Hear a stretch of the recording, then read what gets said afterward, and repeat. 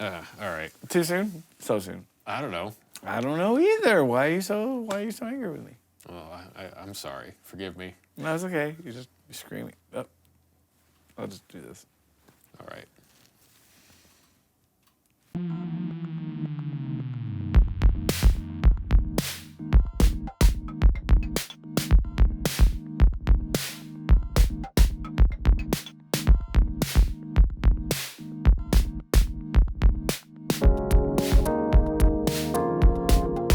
Hello! The Sonic City Council is now in session. Thank you once again for inviting us into your headphone, your car, your home, your mind, wherever you are listening to this, remembering this, experiencing this podcast fondly. We appreciate you so much.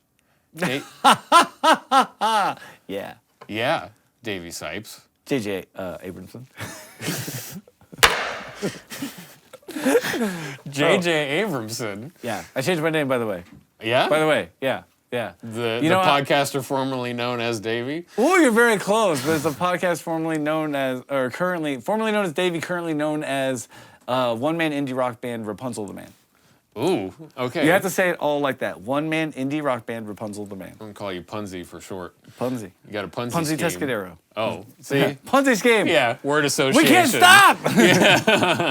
Yeah. Yeah. Word associations. Good to see you. Good to be near you. Good to be seen without the thing-a-ding on my face. Mask. The how? I think the kids are calling them masks Oh, nowadays. yeah, the mask. Yeah. You have teeth, and it's a revelation. Yeah. I feel, that song Reunited and It Feels So Good. I feel that way about my own face. Yeah? Yeah. Did you sing it to your face in the mirror? Yeah. Good. Yeah, Good. I do. Usually once a morning, get the day started, like a strong cup of coffee. What an affirmation. See, I rub the coffee on my face instead of singing to my face. Straight to from wake up my face. Straight from the pot Yeah. while it's boiling? Yeah. Yeah. And then I call my friend the weekend and tell him I can't feel my face. Yeah. But you love it. Yeah, I love it. And I'm not with him. That one's not as good to do the word lyric game that we do, because it's just, and I love it. It's not like there's a clever phrase coming around the corner. And there shall be the death of me. Yeah. At least from what we know. Well, now we're stuck on Lyric Island. We got to get back to it. Yeah, Anyway, we why gotta- did we come gotta- here? Why are you banging gavels in the middle of the night while I'm trying to sleep off the things I took? well, today we have quite an extraordinary, astounding, stupendous, superb, other adjective that I could throw in there guest. Other adjective? Yeah, we have Ariel Bellvalaire, or Ariel, as she would say. Hold on a sec. First of all, I'm going to just go ahead and get School right me. into it now. School me. Say your name one more time. No, I'm not schooling on it, but say your name. Ariel. Whole name. All together. Bellvalaire. You said them separately. Say them together. Ariel Bellvalaire. Now, I ask you this, Jamesy Davidson. Does her name sound like a Harry Potter spell? Like a good one for like getting rid of the tormentors? Or dementors or whatever they're called? Getting rid of the trolls on social media. Bellvalaire. Ariel Bellvalaire! Yeah. I think it could be. I feel like that kills trolls, maybe. Yeah, I think hey, after today it should. Also, Yes. Ariel Yes. reminds you of a mermaid. Sure, you won't stop. He's obsessed with mermaids. Side project. I mean, clearly by my look and demeanor and everything I've ever worn on my shirt that I brought in here would indicate that. All those many fish scale garments that you've worn. Yeah, all the Black Sabbath records I love clearly indicate that I You must be a mermaid yeah, of some I have sort. a penchant for mermaids Yeah, apparently. some sort of penchant. Yeah. But she's not a mermaid. Fact. No. Point of fact. She's a shredding guitarist. Fact. But Ariel, there's a correlation because she is also a pretty accomplished aerial acrobatist. Yes. An artist. What does it mean? Gymnast. She flies off of things upside down and plays Yes. guitar on the internet. Not only has she integrated these two things on her Instagram Fully page, which integrated. if you haven't checked that out, it will be in the description Above or below. Or below. Yeah. As above, so below. Yes. The Bible tells us. Yes. So not only is she merging these two art forms in her page, but she was also on The Gong Show, the reboot of that on ABC, doing what she called shrednastics. So I wanted to get into that and talk about that with her. And yeah, so she's merging these two art forms and also just sort of, I don't know, just being a shredding guitar player, solo artist, and putting out her own music and lots of Just out there shredding the world up. Yeah. Just carving it up, something crazy. Yeah. Yeah. So I think it's, I want to get into all of these different aspects of her life because it's fascinating. I can't even, do basic motor skill coordination things. I can't even hang upside down off of my bed and play bass. If I did it suspended in the air, that's an insurance claim waiting to happen. So. 100% you are, buddy. Yeah. Yeah. I'm in the same boat. Like, yeah, I can maybe play an instrument if you put it into my hands, but I'm like, if you threw a koosh ball, I couldn't catch it. No. Like, yeah. Doctors don't even know. They're just like the hemispheres aren't connected and we don't care. Yeah. They stop trying. Well, so, and if you don't care, then we don't care. And I said, hey, baby, I don't care. As Frederick Durst once said. Did Fred Durst, really? The gospel according to Fred Durst? Yeah. The $3 bill, y'all. Yeah, the poet laureate of our generation. And so, quite. without further ado, before I lose my headphones. Wait, before we go any further, don't you have to plug someplace? Oh, yes, of course. Bringing it back around. Silly me. Let's get some official business out of the way. Not silly. You saved it to the end on purpose. Yes. So this was pre-written. Yeah, of course. Continue. Yeah. So edgy today. No sleep. Yeah. Till Brooklyn. Yeah, I feel you on that. So, thank you to Amped Music in Lancaster, California. Lancaster. Lancaster. I'm right there with Amped Music. There's going to be a lot of this going on today, I can tell. Wait till we get to that outro. Some people have way with words, some people not have way. Not have way. Thank you to Amped Music. They're helping to bring this podcast to you and to us. We are very appreciative of them. Davey is an instructor of Amped Music, teaching the youngins and future generations of musicians. So if you're looking for musical lessons of any sort, they have that there. Guitar, bass, keys, singing, drums, all that kind of stuff. You can learn how to play all those things at Amped Music. Or if you have a hankering to learn one of those less popular, esoteric kind of instruments like the bouzouki or the ukulele. No, seriously. All BS aside, I'm your guy. Oh, yeah? It's like, you bring it, I'll string it, we'll fling it, ring-a-ling-ding it. Yeah, done. Down there at the Amped. Yeah, done Amp deal. Valley Ranch. Come on down. Yeah. Amp-music.com. So thank you to them. There is a link in the description, not just to Ariel's stuff, so all of the Instagram and the music that she's putting out, we've got a link to Amped Music as well. So please check that out if that's something you're interested in or somebody in your life would be interested in that. So... Force it on someone in your life today. Yes. I also have a quick plug of my own, if I may. I have one too. You first. Okay. So really quick, I am going to be hosting a online lecture series with the City of Palmdale through their library, and they're doing a new virtual arts program to where they're basically trying to bridge the gap between the community at large and the artist, creative, musical scene that happens here. So we're taking people who, they may not necessarily be from here, but it could be local people within this valley who have an expertise in a particular area, and then coming up with a theme for that lecture, and then something to where you can take the lessons that you learn from art and music and applying it to your sort of everyday life or a particular set of let's just say, experiences you may be going through. So our first one is coming out on May 22nd at 10 a.m. You can check out their YouTube page. It will be with the lovely Ian McCarter, who was a guest. And friend in real life, friend of the podcast. Yes, and his theme for his discussion and lecture was capturing the legacy of a relative, and basically carrying on their stories. So talked about his process. He talked about how he writes songs and about the importance of passing on legacies of your family members, and then talking about, let's say, if you can't write songs or you're not a poet or you're not a painter, how can you capture this?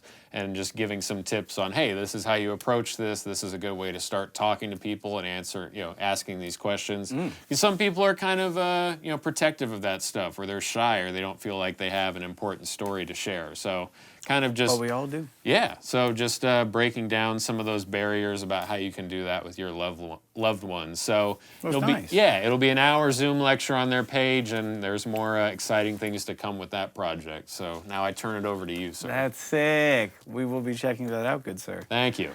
Well, citizens, I have some really, really unfortunate, possibly life-threatening news. Oh, no. Disaster Cabinet EP, streaming on all platforms, May 20th. What? 2021. Oh, man. That's right, bitches. 2004, The Myth of Origin. That's the name.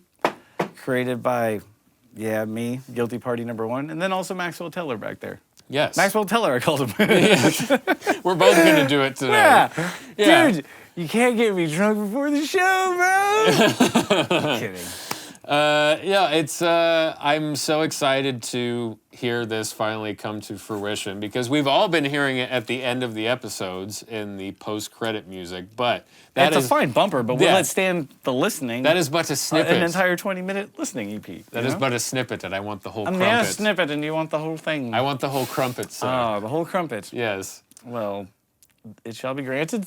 Yes. Yeah, in less than a fortnight. I can't wait. So I will be checking that out, and we'll be including links to all of that on our pages, too. So please check out. And it's really just step one in like a whole lot of dangerous things that we're going to be doing this year. Disastrous things. Yeah, creative things. Contained in a... When I say dangerous, people really actually start to get like, okay, so we're going to flag him now. But I don't mean dangerous. Like, dangerous is very loose metaphor here. Yeah. Dangerous in the sense of like, it's going to be cool. Yeah. All right? Yeah. Fair enough. Okay. I don't feel defensive. Shut up. I'm not defensive. Okay. You know what else I'm not? What? What else are you not? What else are you not? I'm not going to keep talking. Let's get into the interview. Okay.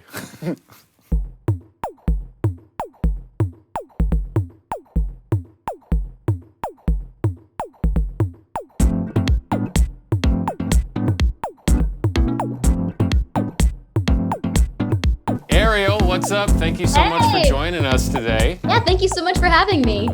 Yeah, Yes. as we were just talking about a second ago, this recommendation Recommendation. came through. Log it, citizens. Yes, came through the wonderful Lexi Lynn Frazier, who we had Amazing. on early on in this podcast. She graciously came in and talked about her, songwriting process and her, sort of practice routine and all of that. And when I was asking her who she would recommend for women in music that we could talk to, you were first on the list. So. Oh, well, thank you, Lexi. Yeah. And so, I wanted to get into all of that stuff today, like your Let's do that. sort of creative process with, practicing and the craft of that with your songwriting and just, your whole sort of process. But first, since we're talking about Lexi, I saw that you played with I Am King, which was like a gig that she was doing for a while too. Is that how you guys met? Yep. The whole female guitar world is pretty small anyway. So like we had been texting and knew of each other beforehand because we always pass along gigs. But that was the first time I actually played with her. Okay, cool. Wow. Was that a dual guitar situation in that band, or was that? It kind of depends. Like sometimes they would have two guitarists. Sometimes if I couldn't do it, she would do it. If she could do it, I would do it. And then it's always more fun with two guitarists though, because like Dirty Diana sounds amazing with two guitars. Smooth Criminal sounds even better. It kind of sounded like the Alien Ant Farm version, but we loved that. Yeah, absolutely. Well, as you can tell by all the classic rock stuff on the wall and, on my, I was going to say, well, with the Bob Marley and the Hendrix behind us and the Black Sabbath on my we're shirt. living inside of Spencer's. Yeah, I was going to say, it's a little bit like we're inside of Spencer's. Well, Iron Man was my first song, so perfect. First one you ever learned? There you go. First solo, not song. I think like an Avril Lavigne song is probably the first one, but first guitar solo. Oh, Fair okay, enough. fair enough. Good solo. Well, and that goes along with the whole Ozzy, Randy Rhoads influence that came later. It's all sort of in that same camp. We're talking Man, about first songs that like we ever learned? I don't know. Well, no, actually, that could be just a quick aside. Yeah, first song I ever learned was Ariel's from System of a Down, and then that was on guitar. That was when I very first started, and I wasn't playing bass yet. And then when I switched to bass, I think it was My Generation from The Who was the first song I learned. Nice. So, yeah, what about you? Dude, to be honest, the sands of time have worn down the edges on this shit. It's probably venturing a guess, but one thing that definitely comes up is anything on Green Day's Dookie for sure. Oh, was that's a classic. because the first thing was like, Dad gave me the right-handed guitar and said, well, just learn, dude. And so Yeah. I played upside down, and then slowly I got those songs down. So Nice. probably When I Come Around is probably the one that was probably first all the way through. Oh, okay. Yeah, Classic, that's classic little 90s bop. Yeah, that's a Yeah, solid you can't one. call yourself a rocker if you didn't start out playing Green Day. Like it's a thing. A little bit. You know A what? little bit. I can attest to that because when I first got my first band together back in the day, it was all of the American Idiot stuff. So like Same, the big hits on same, that. It was yep. American Idiot, Holiday, Boulevard of Broken Dreams. I Yep. don't know if we ever did Wake Me Up When September Ends, but those were like in the cover set. Like we had to do those. You have to. My band Yeah. even had a rule: no more Green Day, and I was like, "You're fired." But It was There like, you go. so good. well, and it's like even the most like hardcore punkers I've found that like they're into like, you know, the most extreme whatever and like, you know, crust punk or whatever it is. It's like if you play Green Day, Oh, that's our like Friends Without Eyebrows or something. well, yeah, I was gonna say like the most studded Safety out pins and yeah, studs the and- most studded out leather jacket with Yeah. the biggest anarchy on the back. It's like Yeah. most people like kind of start off with Green Day or one of those bands. So when you play that stuff Yeah. at a gig, Oh, yeah. like there's not a lot of hate. Dude, let me tell you, because now it's like, it seems like people are a little bit more open about music. But, you Yeah. know, when I was younger, the 90s, it was very much like, oh, Green Day is this and that and this and that. And it's like, bro, Yeah. you have an Operation Ivy patch on your shit. I was like, you really think, like, do you hear much of a difference, bro? Yeah, Like, yeah, I sure right. don't. Peace Right. be with you. Right. You know, but it was very exactly. much about, like, that's when punk was lame, actually, back then, because there was a lot of good music, but it was all about, like, oh, you had to listen to the right bands or you weren't cool. Like, Yeah, I didn't like a yeah. lot of skate punk. It was hard for me to get into something like Lagwagon. I preferred Green Day. Yeah, that's fair. You That's know? fair. The only one of those I liked was like NoFX because they're silly. Yeah, So they silly. are very silly. So silly. And Green easy Day to puts play. on the best live show too. Like Hell of a him, show. Like, Yeah. Billy Mhm. on stage. You can't Billy. compete with Billy on stage. He's amazing. Well, right, and it's something where like now they've got the full band where true. they've got keys and guitars and stuff to where it's like Turntables. you're getting a full like musical experience now, and they have such a body of work to where they're almost getting into like Stonesy territory where they could just do a whole block of hits to where it's like if they played American Idiot first, they would have like a ton of other songs that you would be waiting to hear, and like you could have a whole hour and a half show of like mostly Sure. hits at this point. Yeah, no, they've been so big for so That's long. They're one of amazing. those few bands that could do like a 2.5-hour show and all of it would be shit like that's been on the radio. Yeah, for and sure. it's just it's I crazy. wanna actually do that. Yeah. You know, Uh, haters gonna hate, but that's how we all feel about Green Day. Motion carried. Yeah. Motion adjourned, bitches. Well, and that's, you know, speaking of that too, like that's sort of right in your lane of blending that pop and rock world, Oh really. yeah. fair. Yeah, because that's kind Well- of like, you know, listening to your new song that you put out. That was Elastic. Elastic. Elastic in that was yeah. November last year, right? November, if I have Yes. that timeline right. Okay, cool.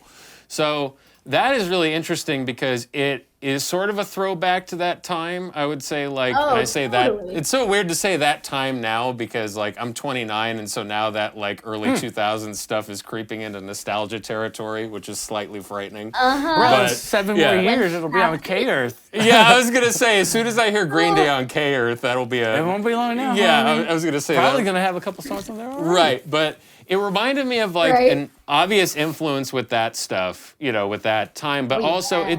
it doesn't sound dated, and it's got the blend of the pop stuff and sensibilities that I appreciate, to where Thank it's got you. melody, but it's also kind of upbeat, and it's got that rock energy to it. So just for starters, I liked where you were Oh, coming yeah. from on that. Thank I guess you. since now we're in this territory. Straight to review. All right.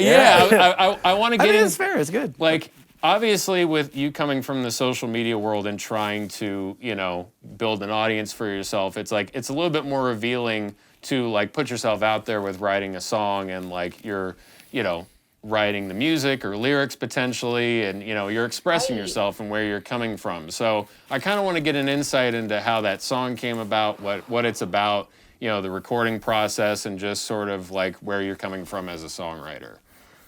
Yeah, so normally when I write, if it's not like a setup designated songwriting session, usually Mm-hmm. things just like pop into my head and I'll just like hear usually melodies first. Sometimes lyrics come first, but I usually Okay. hear melodies. And most of the time I hear guitar parts first, then I'm like, oh, that would be a cool melody for that. But Elastic was actually a designated songwriting session. And whenever I do those, I always come into the session with like a list of 50 potential song titles just to give some inspiration. And for that one, at the time, I can't even call it a relationship, a wannabe relationship, I guess. Okay. But it's one of those where like you never know where you stand. Like you pull back and then they pull you back in. It's like a boomerang. And but it was always really fun. And so I tried to bring the fun element into the song along with the frustration. So you can hear like the playful edge of it, but you're always snapping back and forth like an elastic. Yeah. Yeah, okay. It's like, and that makes sense too. And like that theme is really delivered, I think, in a pretty concise way. And it's also, like you said, you feel the fun in that song. And so it's interesting because you have the dynamic of what the lyrics are, but then you're also just have, and I think in general with your whole sensibility, it's like you have that sort of fun, upbeat vibe. And so it's interesting to hear that. Yeah, it's interesting to hear that theme coming through that voice. Yeah, but the number one rule for me, every single pop song needs a guitar solo. Like every pop song in general, but especially mine. Well, of course. It's like there's a whole middle section in the song where you got to have something to do. Exactly. Everybody loves shred solos. They just may not know it yet. Yeah, fair enough. Right? Fair enough. Yeah, well, I mean, as far as... It's all about, like, Clockwork Orange style, just acclimating people to it. We're just going to hold them down, pin their ears back. Like this. No, but on the real, it's just like, there's something about, there's a lot of, there was a very, like, nice throwback feeling I got from a lot of the elements that we're discussing in the song, you know what I mean? Yeah. It's like, it reminded me of a lot of little nodes along the way that are just, like, really high points in popular music. And I do have to agree, the nuance of the tension of the theme in the song about relationship stuff made it like fun but not disposable, which is really kind of important because I'm the type of person to kind of be a little cynical about okay, this is pop, okay, fine. Okay, it's definitely very nice to listen to. Yeah. It's better than the average pop song. Oh, and then there's layers. Okay, great. Give me a chip. Here we go. Yeah. Right. It's like, it's good shit. Yeah. Yeah, dip it. Well, and then, you know, this is where in my life, and I think a lot of other people could relate to this too, all of the stuff that I do, whether it's I'm playing an instrument or not, I could be around music or I'm in a cover band situation and then writing my own stuff, I'm all pulling from this sort of same pool of experience, right? So if you're doing these Michael Jackson gigs and you're playing in Paradise City, or Kitty, of course, too, so it's like you've got this vocabulary of how these pop songs are constructed, and you're familiar with the song form, and you're familiar with the hooks and all of that. So that was also a time too where you could hear a guitar solo, like Beat It with the Van Halen solo. You hear that, and that is a pop tune, even though it's a rock song. It's just the way it's constructed. It's a pop under the hood. It's a pop song. Yep, exactly. On the top and the bottom, it's like it has like that one little racing stripe of rock. Yeah, and a badass solo. Yeah, and so and it's like and there is so much stank on that one. Yeah, absolutely. And there's already that vocabulary for pop songs that have guitar solos in it, and especially like Paramore is a great modern example of that. And so I wanted to bring that up because more than the Avril Lavigne, like that was my first go-to, just because of just something about the way that song is mixed and like the tempo. I was like, oh yeah, this, like, for me, that was the first thing that came to mind. Oh, I love Paramore. They were one of the first, Avril was my first concert, and then Paramore shortly after. Like, I loved everything about Avril Lavigne, just like her. I wanted to be her, which actually made me a musician, but I like the guitar so much better on Paramore stuff, so it's a lot more fun to cover, I will say. Yeah, that's fair. So I think just hearing this, it kind of makes sense that you're pulling from all of that stuff and adding it in there. And is this the first time that you really have delved into songwriting? Have you been accumulating songs on your own for a while, and now you're just finally putting them out there? Where are you at on that side of things? Yeah, I've actually been a solo artist since I started at like 11 years old. I never like came to be a full thing. I was always, there's not that many female guitar players that can do leads. So I would always do my own solo stuff. I would work with bigger producers when I was younger, but nothing ended up happening from those things. You have to like dive into 10 million things before something works. But I always got hired to play guitar for other people too. So people saw me more as a guitar player, but during that whole time, I was always writing my own stuff, being a solo artist in my mind. And then the pandemic hit, and I was like, well, we're gonna show them exactly the solo artist I am. I was working on like a whole album and just solo stuff before that, but like during the pandemic is when like we really threw it out there. Yeah, well, and that's so funny because I remember Lexi said the same thing because she was always getting hired to play for other people and doing these bigger gigs, but she has this passion for songwriting, and it was the same thing, just having this time to pause and reflect. It's like, hey, I have this whole other side of me that I want to get out there, and it's cool when you have an opportunity to do that. Yeah. Oh, it's Everybody's benefited so from this good. enforced introspection. Yeah, absolutely. exactly. And yeah. Oh, no, yeah. Yeah. I think that's fair. Yeah, and for putting this song out, is this something to where you felt like confident in your own voice, or is it something to where, you felt like now was finally a good time? Just because I know that if you're always playing with other people and in band situations, you're functioning as a unit. When it's something to where you're writing the song and you're putting it out there, was it something where you were kind of waiting for the time like this to where you felt like strong in your voice or confident, or I've put other songs out before, but I wasn't necessarily like super excited about the production, or maybe I didn't like my guitar solo, so I was kind of iffy on it. But something kind of just clicked for this one. It's like, okay, I'm exactly where I am. I'm ready. The solos are exactly where I want. The production's good. Let's just get it out there. And then when we did the music video, like actually seeing that, it was like, playing guitar on the back of a motorcycle. Like, it's like, okay, there's the badass rocker we wanted. So bring it. It's ready. Right. Yeah, totally.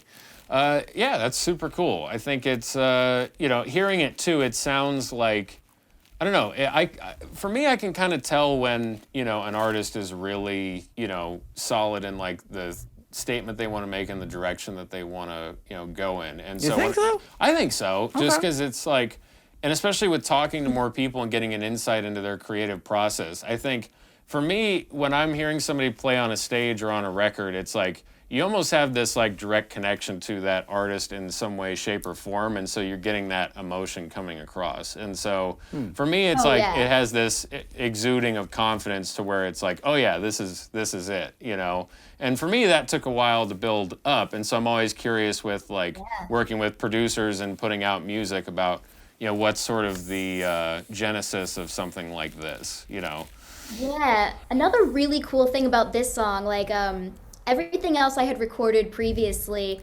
I always wanted a live studio band, but the producer's like, nah, programmed drums, programmed everything. You can play your guitar, but you're going direct. And then for this one, we recorded it in Nashville. Nashville is not afraid of live instruments at all. No. So we had amazing session musicians. And we added the guitar, layers of guitar later, but I was in the vocal booth. And they just counted off, and I had this amazing live sound, and I almost missed my cue because I was just so blown away. I was like, oh, this is my song. Okay, cool. So it's like the first time I had live absolutely everything, which apparently is hard to get now, but not in Nashville. So it was like, okay, I've got all the elements. I've got the rock edge, the pop melodies, the lead guitar solos with a live amp, live drummer. We're good. Yeah, so it's just that's everything awesome. I've been trying to get. Yeah. Well, and do you feel that really happened with like the right producer situation this time around with, like getting to see your vision through? I honestly think it's because I was in Nashville. They were just like programmed drums. No, no. Yeah, like no way. What is that? Yeah.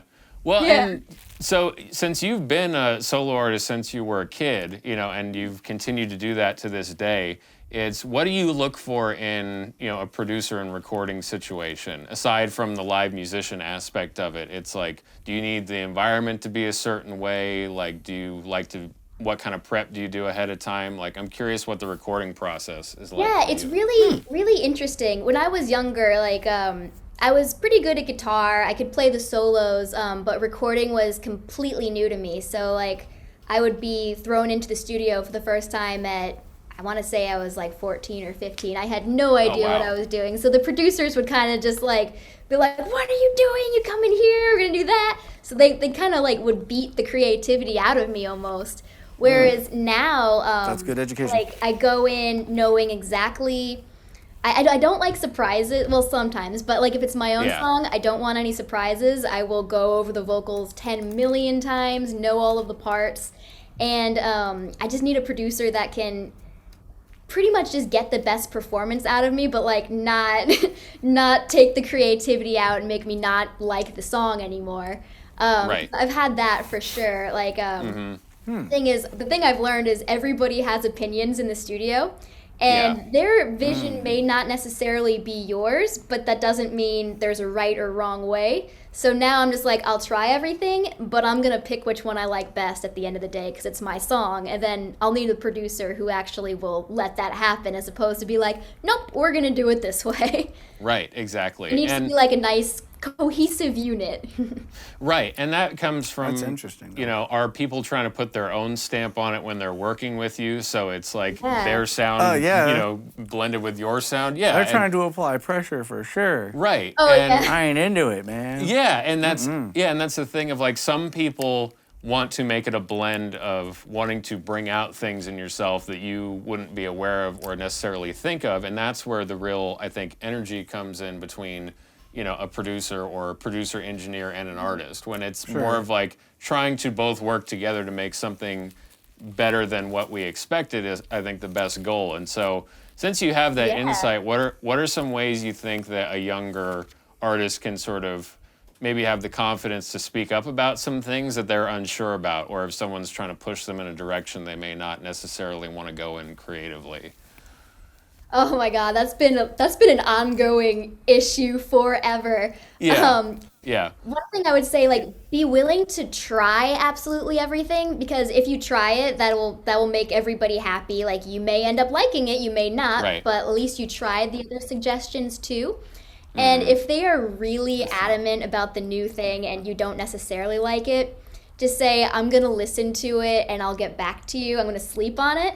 And Yeah. then if they're super pushy, you know what, just write them an email after, because you don't have them in your face being like, you need to do this. But Right. saying you'll sleep on it actually really helps, because you may end up liking it later, you may have new ideas, or you may just be Right. like, you know what, I thought about it and the song needs to be how I planned it originally. So that's actually been a good one for me. Yeah, absolutely. And especially in the heat of the moment when you're creating like that in the studio. Telling me what your heart meant. Yeah, I was thank you. Tagged you. Yeah. It's you know, we can get emotional and protective about our ideas, so it is really good to take a step back and kind of, you know, let something digest for Yeah. a minute. This is intriguing, though. And also, 'cause- like, more so when you're just starting out, you just like you want to make the producer happy, because you think like, oh my God, this person is so much more experienced than I am. They know exactly the right answer, but they don't always. So you have Right. to like go in knowing that too. Yeah. no human has the right answer to any given problem. Yes, No. nobody Your guess knows is as good as anything any, about and it. Just own it was when you were new. I mean, like, so Yeah.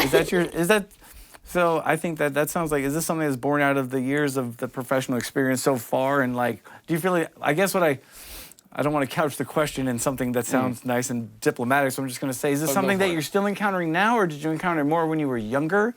Like when you were a kid working in the studio with people? Or do you feel like it's just a consistent thing that you've developed all of these tools to deal with, so to speak? Yeah, I experience it all the time. I think I probably always will, honestly, because everybody thinks they have the right answers all the time. It's just an ongoing thing. But Right. one thing that kind of happened with me, like, I would always listen to all the producers, do everything everyone said, and at the end of the day, I wouldn't like anything, and I almost didn't kidding. know what I wanted or what I liked, because everything was changed. And then Yeah. when I had the opportunity to Like a do Marvel everything I want, like with Elastic, like with the music video, that was done without the label, without anybody. That was like just a group of us like putting my vision out. And then like when you see exactly what you wanted and what you were going for, you're like, oh, okay. So I do know what I'm doing. I do know what I want. Now I have to Yes, find queen. people who can either enhance it or stick with it. Yeah. But I don't like once you see exactly what you're going for and the vision kind of comes to life, you're just like, okay, we need to stick to this road and just Yeah. keep going that direction. It needs to be authentic. Oh, absolutely. And I've been going through that too in the last few years of just like not doubting yourself because you feel like somebody more experienced than you has, like, just because that's their opinion doesn't necessarily mean that that's right for you. And it's something that you have Right, to, exactly. yeah. And the more situations you encounter like this, when you have a vision for something, you put it out there and then it's well received, and then you go, oh, okay, maybe I'm going in the right direction. And Yeah. that those experiences stack on top of each other to where I think you, as a younger artist, not necessarily for yourself, but just in general, a younger artist will feel more confident in the decisions that they want to make. And then also, too, will be more receptive to trying other ideas because they don't feel like they have to hold on so tightly to their original Exactly. concept. Yeah. Yeah, it's crazy how all that. Exactly. Yeah, it's interesting and kind of nutty how all that stuff can, transcribe and or Transcend, maybe? transcend. Yeah, transpire. Transubstantiate? Transpire. That's the word I'm Transpire, looking for. oh. The caffeine's wearing off. It is. You were on a roll, and now I'm steadily watching it on screen. Nobody's got time Yeah. for that. No, Right? No, nobody's got let's time get for him that. going. Yeah, it's really interesting, and also too, I get it because you don't want to burn a bridge either, and that's getting Right. Oh, I yeah. love burning things. Yeah. Right? Getting back to the It is a thrill. getting back Makes to me feel powerful. the original part of the conversation, like, for example, it's like you met somebody that was trading off gigs for you and has become a colleague and, a work friend, or, could become close friends. And it's the same thing with people like producers and other experts that you Yeah. encounter. You want to befriend people on a genuine basis, and you want to find people that you can work with. So you don't want to immediately be so defensive and so tight about what you're coming into the situation with. And Well, it's about Yeah. how you present that. It's just like it took me years to understand the difference between because you can't yield when you have a certain point of view about what the end product's going to Yeah. be. But what they actually can do, and what I've learned by actually working with Max, is that sometimes it sounds like what you're doing sounds like it might take me in a different direction from the vision. And then when you're like, fuck it, let it go, who cares? Who Right. cares anymore? Then you're like, oh snap, because he's got all these things that I don't have, Right. it actually did get it one step closer orally and visually to my original vision. yeah. So it's all about being professional, patient, and being you do have to be a sounding board. People do that because they care, I think. Yeah. And they want to be involved with you. People don't want to be involved with me, so I can just do what I want. You're right. And that's a freedom that feels like, it sounds like yours is being restricted, and that makes you go, hey, how come you don't have the freedom I have? Right. Because nobody cares what I do. Well, but Which I love. Well, right, and it's ultimately with all of that, I'm sure you coming from Connecticut and then moving out to Wait, what? Yeah, Windsor, Connecticut. We're so far ahead. We we've really jumped the shark and buried the lead because Have this is we? origin story. Yes. You've done a podcast or two already, right, Ariel? Oh, yes. Okay. Yes. Good. So, All right. Well, we got to get a complete origin story because fact is you have you do several different things that take several lifetimes to get good at, but you do them all now. So we need 3 origin stories. well, and also Is it time for that? Yeah, Okay. absolutely. That's where I was leading to. Okay, 'cause sorry. you're- Sponsored by Ernie Ball Strings. Yes, yeah. I was gonna say Sponsored by this- Amp Music. Yeah, this origin story is endorsed by Fender. So just to get Yeah. that out there. We all play Fender. Yes. Don't you? Yeah. No, whoa. genuinely. I made him like, nervous. He's like, yeah, I do. No, I've been my first bass was AP bass, and I've just stayed in that area forever. So. Mine was a Yaz. Oh, there you go. Soulmates. Fender Buddies and Thunder Buddies.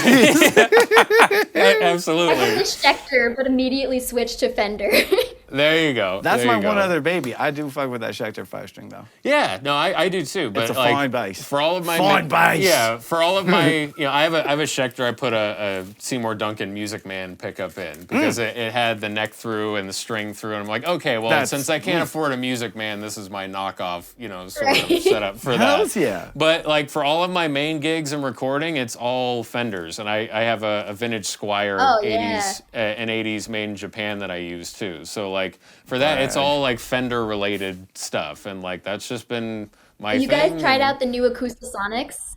No, but I want to after Watch seeing you play like, it. Yeah, Watch you do it on the Rosie cover. That was fun. Yeah. I was like, Oh my I was like, I'm more interested in it now that I watched you play it a little bit. Because Yeah. I like the tones you're pulling out of it. yeah, But do they Yes, make them that thing lefty? I don't shreds. know. yeah. Does it? I'm surprised if they didn't. Well, you never know, but Yeah, you I never feel like know. they make a lot of left-handed models with everything. Yeah. Well, I was gonna Fender say. do, because I got like 3 Fenders, but sometimes with the new things, because that's the new. Yeah. That's, Well. that's the new. Yes, exactly. I am curious though, just real quick before we get into your origin story. Have you? Oh yes, it's a good one. Yeah. Besides doing the videos that you put out on Instagram, what have you done with the Acoustasonic and like experimentation with that or recording? I'd be curious what you've been up to with it. I've actually done a lot of recording with it. I did an acoustic AC/DC recording. I did a video too, but I had to do a recording session with it too. Okay. And in the studio we always use different guitars. So I had like a Taylor going, which you expect Nice. the full sound from like a full size Taylor, but the Acoustasonic actually had a really full sound plugged in too. It was a little Nice. brighter than the acoustic, the is Taylor, bright. but it sounded amazing on the recordings, no buzzing, and then you can play solos on it. So I was just so blown away by this guitar for studios, because you'd expect it to kind of work in an electric sort of way, but it sounded like a full-on acoustic. So I was just blown away by this guitar, and it's so light. It's the lightest Yeah. guitar I've ever held. And I it's was like a Strat. Yeah, well, and then looking at that too, I was thinking like, man, you could put that in like a flight case or a flight bag and just Yeah. like take it with you like so easy. Like that just looks super convenient. Yes. It's so Yeah. good. I mean, love you're it. tall enough. You could probably make like a little holster and just put it in your overcoat. Yeah, I was gonna say, yeah, I'm just exactly. like, we'll Just look like into that. whip out the Acoustasonic. Hey, if they ever make a sort of P-bass Acoustasonic thing, Yeah. I don't know. I'm just saying. Fender. I'm just saying. Here Here comes our I'm- Christmas wish list. Yeah, I was gonna say I'm a Pretty much. weirdo and I like to experiment. So I'm like my thought was that is like, what if you made like a telly bass shape, or if you made a P bass shape and you sort of had the Put a hole in it. Yeah, because they have like the thin line bass vibe, but I'm thinking, what if you went a step further and did like an Acoustasonic type of setup for a bass? And it's like that would be interesting. Holy guacamole. That would be Yeah. pretty cool. That'd be some science. I'd be curious. But anyway, something else I'm curious about, and more importantly, not my weird musical experimentation. I want to get into. Oh yeah. I think Oh, my yeah. favorite thing about this guitar though is like you can't tell now or on stage, but like I'm like a 5-foot little mini guitarist, and this guitar looks like a normal size guitar on me, whereas an acoustic I'm just like Yeah. it's a You're thing. like, It's a whole thing. oh yeah, No, for I, sure. I feel you on that. That's me because I'm 6'4". I had to think about that for a Yeah, split second. Jesse of the mountain like, people. mine is just all about balance with the Yeah. instruments, right? So sometimes with different straps or depending on how the guitar is built, it's really like if it's off or weird at all, just with like the weight balance of it, like with the neck or the body, like I may or may not be into that guitar. And for some reason, Right. P basses always sit and feel really nice. And then sometimes when you get into like the interesting shapes or other different kinds of guitars, it's like they don't feel quite as good when like you're playing them and it feels like you're kind of fighting them. And I'm already like an awkward, lanky person anyway. Let's do that so- again. Yeah, I was gonna We're say. like flailing arms at yeah, the auto I'm mall. already like kind of wacky waving inflatable arm man all the time anyway. So Call it, brother. yeah. Call it like it is. But yeah, more importantly than my my musical Nothing's more tastes. important than that, Jesse. Yeah. And we all feel that way, Exactly. right? Yeah. Ariel? Thank you. No, I want to get into this just like not just the facts of like, we can get into that too of like you moving from Connecticut to LA and kind of, the start of your musical journey, but I kind of want to get into your headspace as far as, because we've talked about this with other people, just being such an intimidating thing with, moving to a big city from a smaller town, just kind of getting where your head was at and your mindset and sort of the first experiences you had with, meeting people and trying to become ingrained into the LA music scene. So Yeah, it's definitely a crazy story. So I started out when I was 10 years old. I didn't even play guitar yet. I pretty much just wanted to be Avril Lavigne. Not like Avril Lavigne. I wanted to be Avril Lavigne. Right. So, I had like the tie on, the boy clothes. Looking at pictures, I looked more like Weird Al Yankovic than Avril, but I tried. I'm digging that. Yeah, it was cute, sure. But my mom put me in voice lessons, and the studio I took lessons at had a program called Rock Band Jam where they would take the kids in music classes on different instruments and put you in a band, and you could do like a little summer concert. And cool. That's when I did my first show. So I was 10 years old and played in a pub. They had to have little X's on my hands so nobody would serve the 10-year-old alcohol. Although I don't think that would have been a problem. Or maybe they just thought that a dwarf was straight edge. Yeah, right? Yeah. I think I probably looked more like 7 back then because I was always so tiny. Dude, yeah, that was mind-boggling. Okay. Yeah. Okay. Yeah, but I just loved being on stage. So it was like a snowball effect from there. So I was already in a little kid band, loved it, stuck with them. And then I was starting to dabble on guitar because, Avril Lavigne was holding a Fender. So, I had to play some chords too. Right. And we lost the guitar player in the band to probably soccer or something. I don't even know what kids do anymore when they're not doing music. Yeah. So I was like, oh, no problem. I know the chords. I'll learn the songs really quick. So being in a band already just forced me to practice even more, and I had to sing and play from the second I started playing guitar. Yeah. So that kind of just made me practice even more. So we were doing the pop songs, I loved it, and then one day I had the random desire to hear metal music. So I went on MySpace, yes, MySpace, and the only artist I could think of in metal was Ozzy Osbourne. So I was like, okay. So I typed in Ozzy and Crazy Train popped up. So that intro, I was just like, what is this? I was just like mesmerized. And then the solo came on. Shit, it was over. It was over. I was like, okay, Avril's cool, but we gotta do that. That is what we're gonna do. Yeah. So I started learning Crazy Train. Crazy Train was a little harder. So then, we did Iron Man. That was the first actual solo I did. And then, we took it to the band. I would play the solos. And then for the show, the first time I played the guitar solo, the whole audience was silent. I was just like, did I mess this up? Am I just awful? And then they just started screaming. And they're just like, this little girl played that guitar solo. And I was just like, oh. Oh, it's like that. Oh, okay, cool. So I became a total rocker. Started doing my own songs with the band. They all had solos, kept playing more solos, and became known as the little girl who can sing, who can play amazing rock guitar. And a lot of people were just like, oh, I'm going to help you. So they would just introduce me to people, and I would just step in with every band possible. Like I was in a bar band at 17, just playing every weekend with like every different band in Connecticut, and then was eventually introduced to a bigger producer in New Jersey.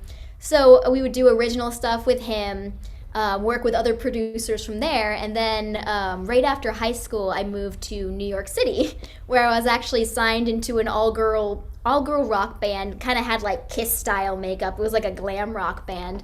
So that was like my first like record label experience. So it was one of those things where I wanted to be a solo artist, but like you can't really turn down really good opportunities that can kind of get you into the business. So I was like, absolutely, all right, cool. I can be the guitarist, and I was one of the singers too. But it was a band scenario. Like everything else, that kind of fell apart eventually. I started meeting people in LA. My first experience was the NAMM show, so I already knew some LA people. Moved out to LA. Back then, I was just so determined to be a rock star. I wasn't scared of anything. I would just do it. It was kind of like, oh, you need to move to LA? Okay, cool. I would move everywhere. Like, I actually, right before LA, I moved to Vegas to join a band, just to save up to come to LA. That ended, and I drove to LA and just stayed. So it's kind of been just like playing anything, everything, getting yourself out there, like taking every gig, knowing that you want to be a solo artist, but also knowing that in a new city, you have to like put yourself out there and play everything. And then eventually I got signed in Nashville. And that's where I am now. I'm in LA, but I'm signed in Nashville. Okay, gotcha. So it's just been a whole whirlwind of putting myself out there since I was like 10. Right. And so when you look at that whole stretch of time, it might seem like kind of a blur of just events with everything happening and kind of looking from, start to where you are now. Yeah. Yeah, that's pretty yes. Yeah, that's pretty intense. So how old were you when from when you went to Vegas first and then made that jump from Vegas to LA?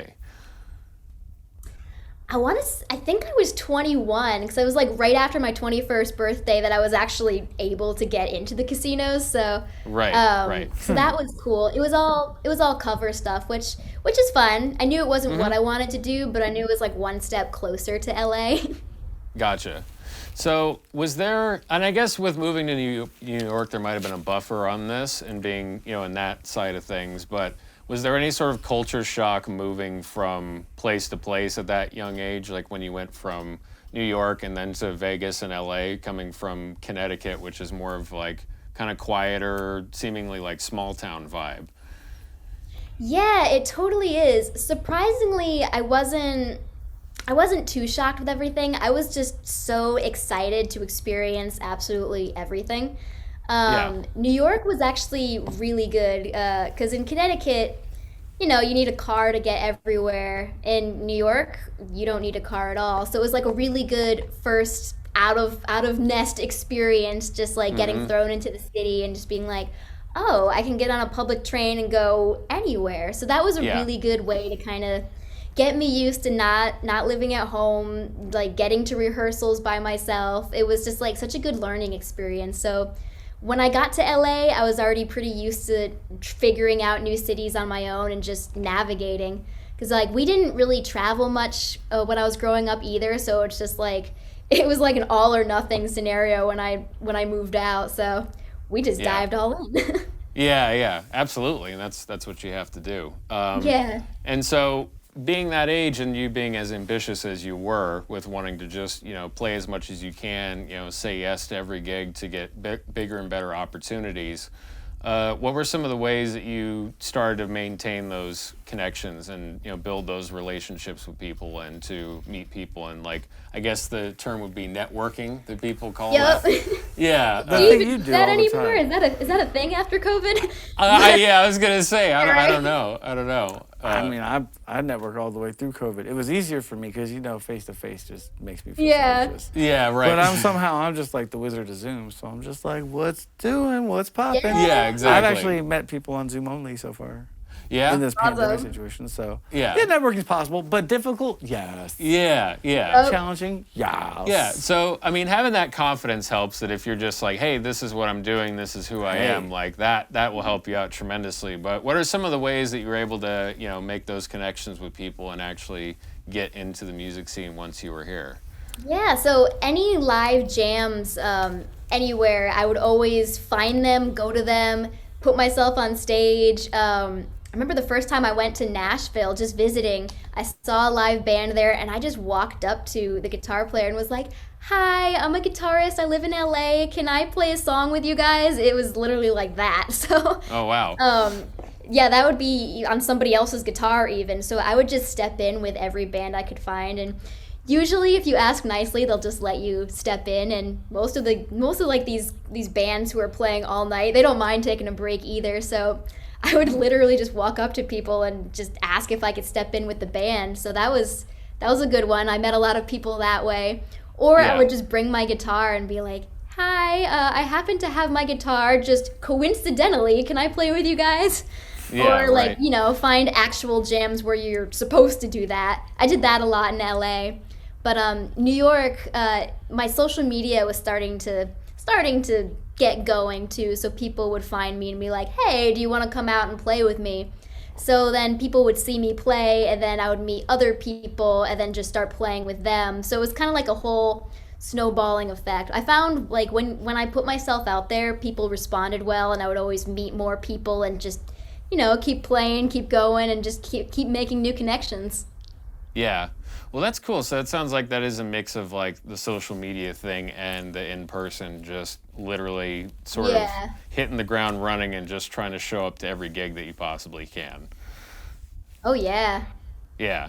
And speaking of the social media thing, is that something that you feel, because that's like, especially for what you're doing with, not just being a solo artist, but also putting yourself out there to get hired to play with other people. So being in both of those camps, the social media thing is such a necessary component of that. And Yep. how has that been for you to manage? Because I think that, you are not just one thing. So you have the, gymnastics, aerial stuff with that, and then you have the music stuff that you're promoting. And so you're in sort of both of those worlds, but then also just navigating social media in general is tricky, especially for artists and, female artists. 3 reasons why. Shoot, go. I was going to say, well, not just for the, again, putting yourself out there part of it, but there is the trying to gain the attention of people and trying to stand out from other people and trying to, have a distinct thing, but also a genuine sort of, Well, that's your concern. She got that covered, so what else? Yeah, I was going to say, and then the unfortunate part of that is being... Did you see her play upside down while she's spinning? Yeah, I did. I was like, it was hard not to get dizzy just watching that video. I was like mad impressed, but I was like, I started imagining I was the one spinning on the ring, and I was like, never mind, I can't imagine myself there. Well, no, I can't even stand on a skateboard. You can't stand on a skateboard. I've tried too. I fall out of my ass. Yeah, I was gonna say, like, I rollerblades are a no. It's so I can't imagine hanging High five, up. no rollerblades. No. Telling people in rollerblades is a no-no. No, and so I bet you could rollerblade. When I was really well. watching that, I was like, well, I couldn't even hang upside down just doing, being a person. So remember like doing a pull-up, bro? Yeah, well, I was gonna say, like, I mean, like, how many pull-ups can you do? Ariel, how many pull-ups can you do? I mean, Oh my God. Kiddo, you are strong When as I was shit. before I mean, music, come on. Woo. Oh man, before I did music, like I think like 7 to probably 10, I was a competitive gymnast. They would have us do 50 pull-ups on the bars, 50 push-ups to warm up. If one girl on the team stopped, you guys are all starting over. It was like gymnastics boot camp. Wow. You did this as a 7-year-old?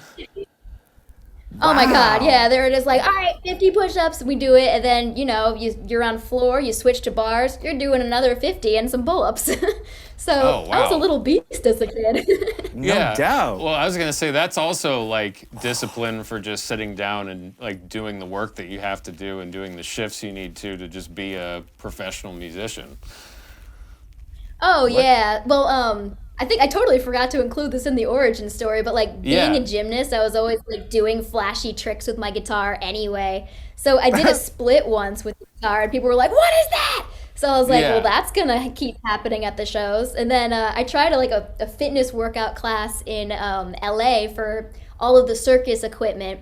And that's where I discovered the aerial hoop, and I was like, ooh, this is fun. This is just like gymnastics. So my next question was like, how can I add my guitar to this to make a ridiculous stage show? Just like a ridiculously awesome, over-the-top live show.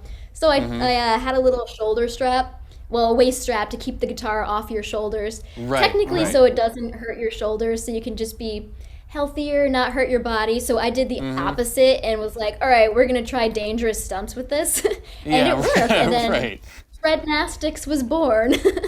Yeah. Well, and I did want to get into that too. Like, is that something to where being a gymnast and, a guitarist, do those disciplines influence each other? Like, for example, I'm a writer and I write stories on my own time and I write a column weekly for our local paper out here. So for me, after doing that, I think about phrasing as a musician differently. So I think about not just playing a bass line or playing something that sounds like a bass. It's more, I'm trying to, especially if I get into more solo-like territory or trying to play melodically, I think of it in terms of vocal stylings, right? So I'm thinking like, how can I make what I'm playing sound like a complete sentence? Like I'm writing a story. So for you in the gymnastics and the aerial stuff, have you ever had any of that kind of crossover with the influence, like doing some of those moves or combining the Oh, two, yeah. makes you think about your playing differently?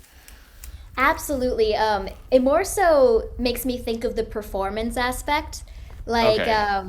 Okay, this chord has a really slow bend. I can like lean back with it into a back bend. Or like this section, it kind of gets hard and heavy. You could do like some crazy stunt with that. So I kind of like think of each section as a song of like a place to perform, which is always Oh, cool. okay. Yeah, and so even if you're not doing the aerial stuff or gymnastic stuff while you're playing per se, you're still thinking about like kind of the way you're playing those songs and like body motions and movements. Oh yeah, like me Okay. live, I go off. I will headbang. I'm doing the back bends, the splits. It's just all about visuals for me. Yeah, that's awesome. I was gonna say that's in the bass world. That's Nick West is doing a lot of that stuff I right toured now. with her. Oh, really? Oh, Yeah. shit. Okay. It's like, well, you guys could have a competition then, because it's like, she's doing all sorts of like back bends and splits, and then Yep. like, slapping the shit out of the bass, and I'm watching that just like I don't know if I could play what you played just standing still, and it's like, and she's doing all of that combined Yeah. with it. Yeah, that's Oh, awesome. we would do the splits at the same time. That's awesome. Wow. When did you tour with her, or what was that situation? Well, actually, the band I got signed to in New York when I just moved there, she was the bassist, so that's how I met her. No Yeah, kidding. yeah. Wow. So very small world. Yeah, absolutely. And then just years later, I want to say I was maybe 22. I had just moved to LA when I was touring with her, and that was my first Europe tour. We did awesome. we did Tokyo and Europe. It was like a month-long tour. It was awesome. That's cool. That's cool. Wow, that is crazy. It's a super small world. Yeah. After all, After, Yep. I learned that on the ride. I was gonna say, well, that is the moral story of that ride. It is You ever taste the water? No, I haven't. Change it forever, bro. Yeah, I was gonna say that explains a lot now. Yeah, right? Yep. Rolling right along. Yeah, well, that's cool. And so, is it the reaction from people on social media with doing both of those things? Has it been like largely positive, supportive? Has it been like, what is this? Is it like, I'm curious where that's coming from, because I imagine, especially with some of the classic rock influence, you could encounter people that might be more purists about, I just want to see somebody playing a guitar solo or whatever. And then Why are you upside down? I can't yeah, see your and it's solo. like it's when you're just on Oh my social god, media. I get everything. I Yeah, get I everything imagine. under the sun with that. Like some people are like, "Oh my god, that's the coolest thing ever! I can't even play that like standing up." And then like, for my social media and just for everything I do musically in general, I don't want like the aerial and gymnastics to be the only thing I do. I want Right. to show I am a solid musician. I can play the solo. Here's me just playing the solo. Here's me just singing. You know what? Here's me just doing the aerial. Here's me doing it together, but like making it a cohesive unit. But I can do each of these things really well. But you know Right. what? We can put it together and make a bigger show. It may not be the cleanest solo because you're upside down, but damn, it looks cool. So right. I get Truth. everything under the sun. Some people are like, why? And I'm just like, why not? Yeah, I mean, yeah. I What kind else of have like I that got reaction. to say? Yeah. I just like some sort of existential panicking. Why? Just Why? like why even? Why splits now? Yeah, On exactly. guitar? know, Yeah, Ah. yeah, no, Yeah. I mean, yeah, why The not? pandemic has broken some people's minds, I think. Yeah. I mean, you can't Right, just flip it it on. Like, really I has. honestly was like, it is stunning to see because it takes such an ability to blend both skills together. The only Yeah. analog I can think of, like I explain a lot Yeah. to students, is like singing and playing are two different things that you got to work real hard on bringing together, and they both got to feel effortless when you do them, or Yes. one is suffering, like something's off. Yeah. And to watch you do what you do, it kind of makes me stop on my Instagram feed and go like, wait, what? Yeah. Oh, I Yeah. might as well listen because it's always on mute. And then I'm like, oh, holy shit. Okay, well, I can't Yeah. do that. Might as well keep scrolling and get less insecure. Well, well, and another great example But of it's that like, is, it's amazing. yeah, well, I watch somebody like Pink perform, and it's like, I look at what she's Yep. doing with I love all Pink's of, pretty amazing. well, yeah, and it's like, okay, not only is she maintaining and hitting the pitch all through that like flawlessly, but it's she's delivering all of that with power while she's spinning through the air, and While she's doing everybody's that fucking amazing performance. yeah, and everybody's like, and also, yeah, most people can't get over the fact of that many people looking at you and how nervous you would be, and like the discipline it takes to actually be able to perform in front of a huge audience and not only not be nervous, but with confidence, like commanding that attention. That's interesting too. Yeah, and you're 'Cause like, I feel like you'd have so much going on that it's easier to kind of phase them out if you wanted to. I don't know. Maybe that's it. But like to me, it's like you combine all of that together with like all the aerial stuff that she does, and it's like, oh wow, that's amazing. We're already talking to her. Well, yeah. I see what you did there. I see what you did there. I was gonna bring that up later. But no, and for you, for example, doing the stuff that you did on the Gong Show, it's like you have the TV audience, you have the judges, you have the the television cameras, and then I have to still focus on my performance and do me, and I have to still bring that sort of the confidence that you are known for. Yeah. So what was that like? That was the most brutal show I have ever done in my life. Tell me. I'm really glad it. But they scouted me just from seeing a picture of me upside down holding the guitar. Like that was the first time I actually had to put together a whole entire routine playing, because like I would kind of just like dabble upside down, play riffs and play some songs, but I had to put together a whole routine for that. And so they had scouted me, had me audition, send in some tapes, and then the actual show, they had me do the routine 5 times.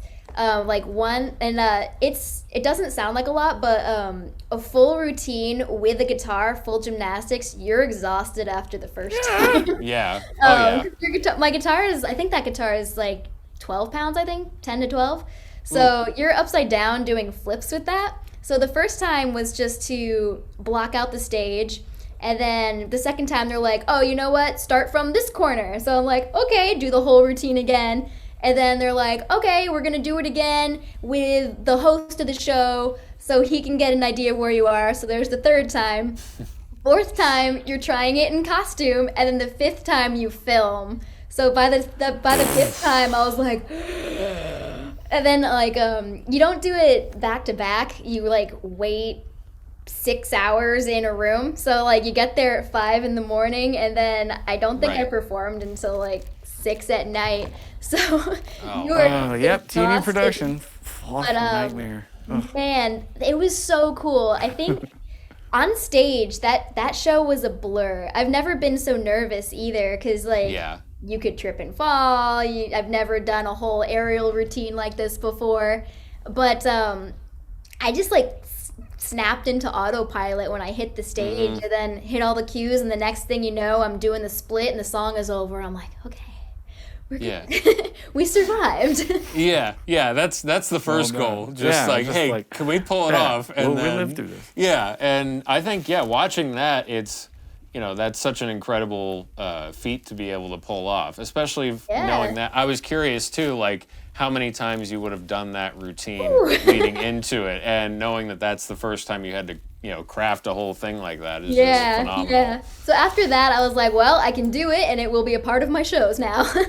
Yeah, and then it's like, hey, well, and then people might be coming to see you for that too if they've seen you on that show, or like, especially if they started following you from that, then it's something that you can incorporate in there, And it's also, it just gives people a show too. Exactly. It's something new, and you know what? If they want to see some regular guitar playing, I have that on the page too. You can have a little bit of everything. So it's all about how you market it. It's like Coke versus the new formula. Yeah, you have those early adopters who are like, fuck yeah, upside down guitar spinning around, and then for all the older people, did I say that? For all the other people is what I was trying to say. You have just sitting down, playing normal, and just like rocking it out. Yeah. And you call it regular jam versus aerial jam. Yeah. And people could choose. Bitches, you can choose. Yeah, right, exactly. I like that. People give me a hard time for looking happy and smiling when I play guitar, so I was like... I'm not going to lie, sweetheart, you smile a lot. Like, I was wondering, like, how is it physically possible? But then I'm like... Frowning takes more muscles, and I do that. I've been doing it as long as you've been smiling while we talk. So it's a dumb question, right? So I was That's like, a dumb question that I just asked. If they're giving me a hard time for smiling, they are gonna have a whole lot to say about being upside down. Yeah, Right? I was like, oh, fuck off. It's Right, like, exactly. It's like, what do you It's want like, from me? smiling's your threshold. Holy Well, shit, watch this. Yeah, but then that's like, love then that. as a woman, you can get the You're a man. opposite harassment where it's like, hey, you should smile more. And so then you're like, I get it naturally- all. Yeah, it's like, you're yeah, just, you're, hey, yeah. why don't you smile more? Yeah, and then it's like, why are you so damn happy? It's Every like, make up man- your mind. Every man, if you've ever said that, punch yourself in the nuts right now. Just go ahead Yeah. and do that. It's a dumb I'll thing do to it say for to a ya. lady. Yeah, she'll yeah, do it yeah. for you. Thank you. Well, and I wanted to ask too, like, how do you manage just dealing with that whole aspect of it as an artist and creative person? And do you feel like sometimes that affects the art and creativity with like your approach to like doing? Yeah. So like, I want to like. Yeah, that drives me nuts. It's one of those things where they say, "Oh, you'll get used to the criticism. You'll get used to people being really, really awful and saying the most ridiculously horrible things you could ever think of." I've gotten Right. it all. Yeah. Right. I guess I'm more used to it. It still drives me crazy, but it doesn't make me want to quit like it kind of did when I was younger. Like when I was just starting out, I was one of the first female guitarists on YouTube. And when my video, I had one video that got 1 million views when I was 15. And that one Sick, video, I had so many people telling me to kill myself. And I'm Oh, just like, Jesus. I'm just playing Mr. Crowley. I'm literally just Yeah, it's trying like, to Man, play fuck guitar. all you people. Yeah, Jesus like- Christ. And now I was I'm gonna- just like, oh, he's just an idiot. Like, whatever. It yeah, won't kill me, but Trolls. it still drives you nuts. But I can get past it and keep going at least. That's good. But yeah, no, that's one thing bummer. I especially after Oh, yeah. talking with people that have like, pages like that and they have to deal with, Yeah. all of that aspect of managing those pages and like creating content for it. That's a whole whirlwind of just shit that you don't expect to deal with or you don't think about it Oh, I until it know. happens to you of like, yeah, you're a 15-year-old kid and you're playing Mr. Crowley and then like all the people that it's like, oh, well, in the part of this solo towards the end of the song, you didn't quite nail the hammer-ons quite right. And it's just like, dude, what do you care? It's like, They will give you an exact timestamp of where you messed Yeah. up. Oh, yeah, and it's like... Now that's the kind of stuff I was like, we have to learn to tolerate, even though it is kind of like my it's God. kind of asinine because you're missing the broader point, obviously. And I think Right. people are deliberately missing the point. They see somebody doing something like that, they see your age, they see your ability, and they don't want to give.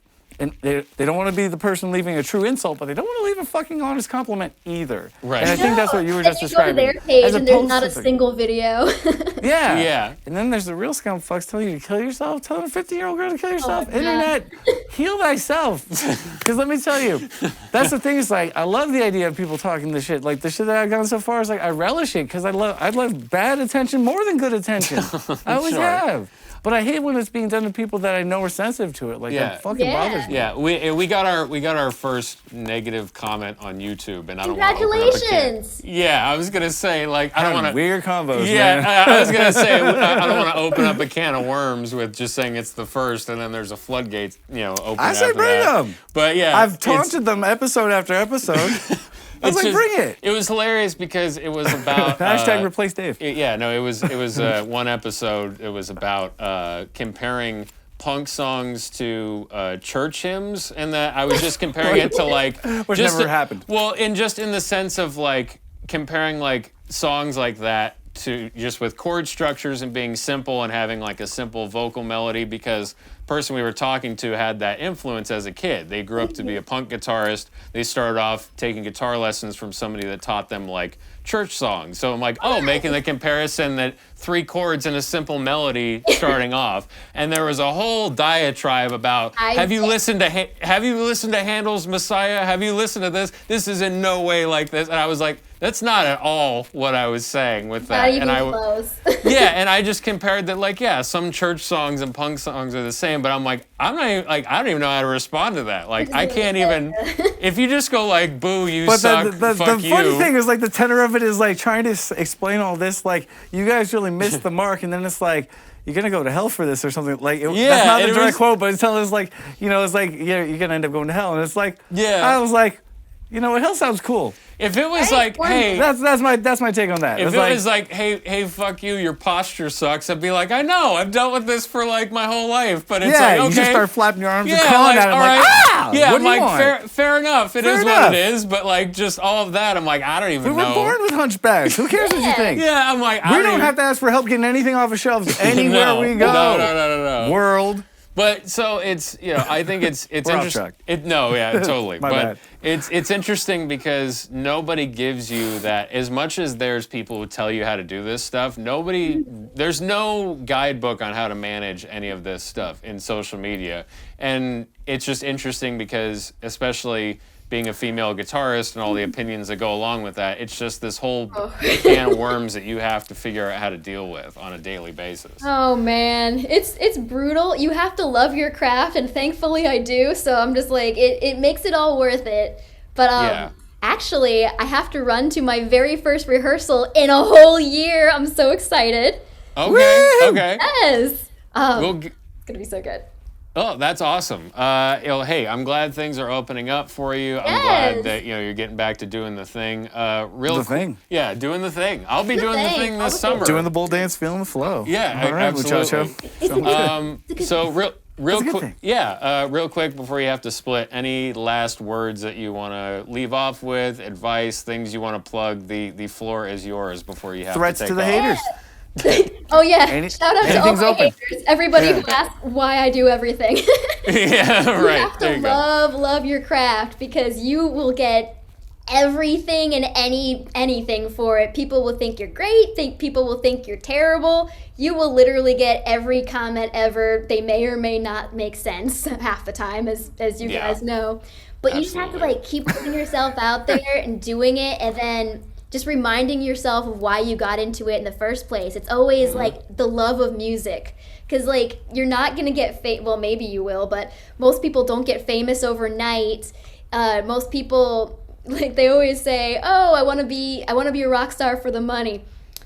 You're not gonna get it. That's a really weird choice. Yeah. I know, right? So you Interesting just choice. have to do it for the love of it because you're gonna get put through the ringer, and it's all worth it. But it's a whole thing, and it's a journey, and I love it, and you just got to keep going. That's awesome. Spoken like a real professional. Yeah, Hot that's diggity. exactly what I was going to say. Well, Ariel, thank you so much for joining us today. We really appreciate you coming by. And Ariel. Yeah, and listen please. to me. Yes, Listen to I was me. going to say, check the. Be careful. Yeah, there will be a link in the description to Elastic. Please check that out, and you're more than welcome to come back and promote anything that you got going on. So, Ooh, next song is coming out in June, so that would be great. Woo! Hey, Woo, let's make it June happen. 11th. Yes. June 11th. Awesome. Watch out. Cool. Well, hey, we've An got auspicious date in history. Yeah, June 11th. yeah. Or it will be soon. Yeah, Boom. I was going to say, mark your calendars. Mark your calendars. Calendars, my guinea pig is ready. Yeah, Yay. everything's going to be Gucci. Gucci gang. Yeah. Cool. Thank you, Ariel. Yeah, thank you guys so much for having me.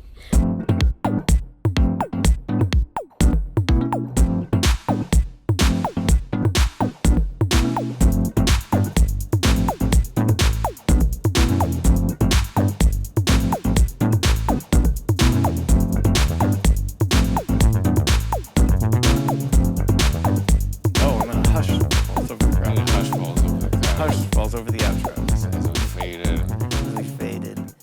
It's outro time. It's an outro. It's an outro kind of day. It's an outro. We had some time to play. Bump.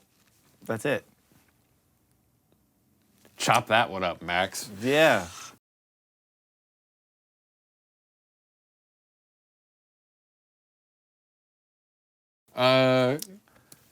He'll do something amazing with it. Yeah, He he'll make always that does. he'll make Or that. he'll leave us hanging, and we'll just be singing like we're mental patients. Yeah, or in a he'll do God's bathrobe. mercy and edit it out. We shall see. I don't know. We'll find out. At this time, we have no idea and we don't care. No, that's the exciting, adventurous part about doing this podcast. The fabulous, jabulous part Yeah, of this podcast. You never know what you're gonna get. No. So, I'm done running now. Yes. Wait, no, how's he say it? huh? I'm tired. I think I'm tired. Ready. Yeah, I feel that. I'm tired. I think I'm going to go home now. Every time he sees his beard, he's like, I think I'm done. Yeah, I'm like, stop it. I think I'm going to go home now. Yeah. I think I'm going to go home now. Yeah. Anywho. I loved that whole conversation. You love Lamp? Yeah, I love Lamp. I love Carpet, and I'm not just saying those things because that's what I see around the room. I genuinely enjoyed that conversation. Which and parts? Also, well, I think in particular, like, just because I have my own perspective and view on life and experiences on it, and someone like herself is just, coming from not just who she is as a person, being a female guitarist with such a prominent platform. It's, she's got a whole different set of experiences than I do. So just hearing how she has to manage all of that stuff and sort of her whole confidence that she brings to it and, stuff that she's had to deal with up until now is just, it's always interesting to hear about and informs me as a person going forward, So I guess allows you to be more empathetic to people in their situations, just knowing and experiencing someone's story like that. I think it can. I think one of the reasons we actually try to bring it up is because I think your empathy level is already up to par. But I don't think enough people see it from that side. I think too many people are scrolling through feeds and just seeing her and not even seeing the amazing like feat of skill that it is to do gymnastics while you play. And they're doing what they do to every single female they see on social media, like objectifying the shit out of her. Right. And it's kind of like, it's interesting, and it's like, I don't think we could ever explore the paradigm enough for as long as we have the paradigm of the social media world we're living in now. It's always going to be like, it's a double-edged sword. It's like when you look at me, it's like, I'm a violently handsome 40-year-old man, but a 40-year-old man doesn't garner the same sort of attention online that a 25-year-old woman does. And then when you factor in the talent and the visual and that she presents it professionally too, well, that's going to garner a lot of views. Absolutely. Which is its purpose. But then what? Well, but then I think we should be at a point now, because not only will it help people navigate, especially artists navigate this essential part, because it's become an essential part of, getting your music out there, is at least making a post and, like putting yourself out there. And for somebody like her, she has the experience of having a huge, following of people. And so there's no instruction manual on how to deal with any of this, and it's turned into this thing that you have to do and you have to manage it. And so I want to put some humanity to it and like, hey, what's some of the stuff you have to deal with, whatever they feel comfortable sharing. They might only go into the basics with it. Somebody talking about it might go into a whole list of horror stories with it or whatever. But either way, it still adds in an element of humanity, whereas so much of what you're seeing is just fabricated, but it doesn't look fabricated because it's just somebody twerking on a beach with their cell phone in the sand, filming videos of themselves. But it's like, I'm proud of my body. I love my curvy body. Right, exactly. So I think just getting somebody's perspective on it, especially a musician that has to deal with that, is always something that I'll be fascinated to hear about. I agree. 100%. I'm glad we are in agreement, sir. It's hard to disagree with you because you tend to be right, and when I really disagree with you, I'm like, well, he's the nicer one, so agreeing with him makes you look better in front of all the normals. And that's how sociopaths think. Good night! Well, and also, too, we make up the Sour Patch Kid that is this podcast, where you might be a little more sour, I might be a little more sweet, but together we are a delicious candy. So what color of Sour Patch Kid am I? What's the tart one? Yeah, green. Green's a tart. So. Yeah. Well, and also, too, it's like, you're advertising that with your shirt a little bit. Oh, because of Master Yoda? Yeah, so just, green Sour Patch Kid. But don't worry. I can live with it. Yeah. I'm on board. Yeah. I fucks with that candy. I fox. Yeah. If it's melted, I'm down. Well, speaking of melted, we're at the very end of this podcast. Look at this lugubrious lamp. That must mean it's some sort of time to say time for time. Yeah, definitely time for time. Time for time. You know what I'm saying? Yeah. What else? Tell them. That's it. That's You're it. good. Yeah. Go ahead. I'm good. I'm happy. No, I was going to thank everybody for tuning into this episode. That feels right. Thank you, listeners. Thank you, viewers. Thank you, citizens, for all of your support. Thank you for your comments, malicious or positive. Apparently, we are welcome to both. Thank you, Martians. Thank you, Elon Musk. Thank you, Dogecoin. Thank you, the Academy. Thank you, Chick Corea. Rest in peace. Yes, absolutely. Thank you to Max Taylor for putting together this episode. Also, rest in peace. I always enjoyed him as a person. Do you know something I don't know? Oh, this is a Weekend at Bernie's thing. I just prop him up in the chair before you get here. Oh, the plot thickens. And then there's strings. You don't see, look, the strings are back here, and I move his hands on the mixing board. Oh my God. He never moves during the episode. He never. I never bothered to ask. I guess I'm not as good of a friend as I thought I was. No, that's not what it's about. No, it's not. Anyway, we'll find out next week if Max is really dead.